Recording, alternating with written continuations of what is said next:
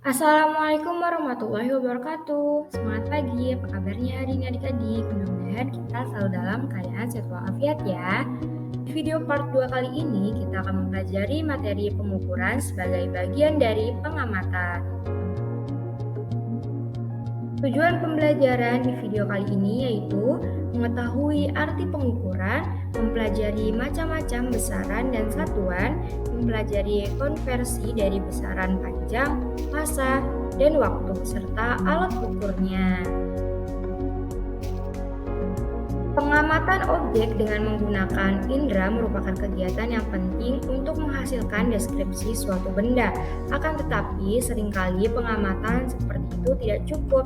Kamu memerlukan pengamatan yang memberikan hasil yang pasti ketika dikomunikasikan kepada orang lain. Pernahkah kamu pergi ke penjahit untuk meminta dibuatkan baju? Bagaimana penjahit dapat membuat baju dengan ukuran yang tepat? Apa yang dimaksud dengan pengukuran? Siti akan melakukan kegiatan mengukur meja belajar dengan jengkal. Apa yang Siti bandingkan?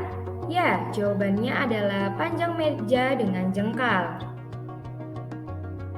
Panjang meja 6 jengkal. Panjang itu besaran, 6 itu nilai, dan jengkal itu satuan. Pengukuran adalah membandingkan suatu besaran yang diukur dengan besaran sejenis yang dipakai sebagai satuan. Pengukuran selalu ada besaran, nilai, dan satuan. Besaran adalah segala sesuatu yang bisa diukur dan mempunyai nilai. Satuan adalah sesuatu yang digunakan sebagai pembanding dalam pengukuran.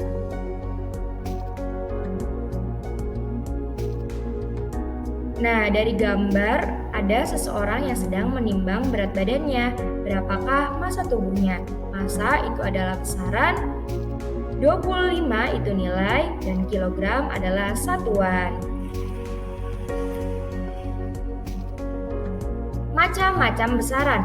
Ada besaran pokok dan besaran turunan. Besaran pokok yaitu besaran yang memiliki nilai satuan yang sudah disepakati oleh para ahli fisika.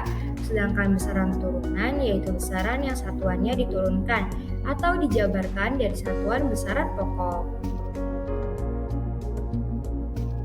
Besaran pokok terdiri dari 7 macam yang sudah disahkan oleh Sistem Satuan Internasional, dapat disingkat SI. Yang pertama yaitu panjang, satuannya meter. Yang kedua itu massa, satuannya kilogram. Yang ketiga ada waktu, satuannya sekon. Yang keempat ada suhu dengan satuan Kelvin. Yang kelima ada kuat arus dengan satuan ampere. Yang keenam ada jumlah molekul zat dengan satuan mol. Yang ketujuh ada intensitas cahaya dengan satuan kandela.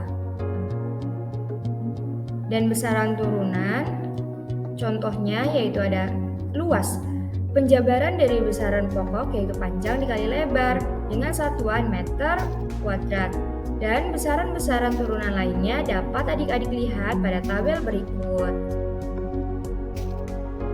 Macam-macam satuan, ada dua yaitu ada satuan baku standar dan satuan tidak baku.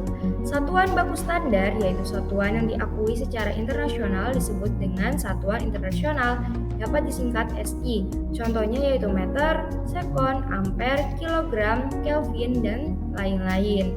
Yang kedua yaitu satuan tidak baku, yaitu satuan yang bukan standar karena hasil pengukuran dari masing-masing orang mungkin berbeda-beda. Contohnya depa, jengkal, hasta, dan sebagainya. 3 besaran pokok yang akan kita pelajari yaitu ada panjang, massa, dan waktu. Dalam IPA, panjang menyatakan jarak antara dua titik. Satuan panjang adalah meter.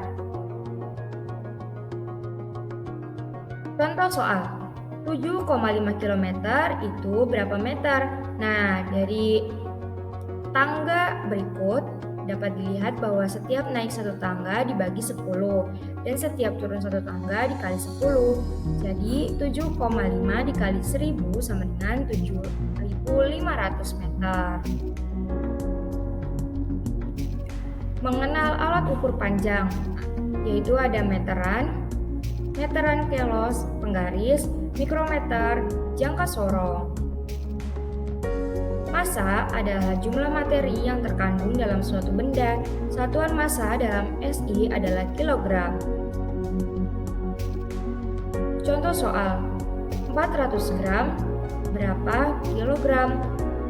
Nah, tiap naik satu tingkat dibagi dengan 10 dan setiap turun satu tingkat dikalikan dengan 10. 400 dibagi 1000 sama dengan 0,4 kg.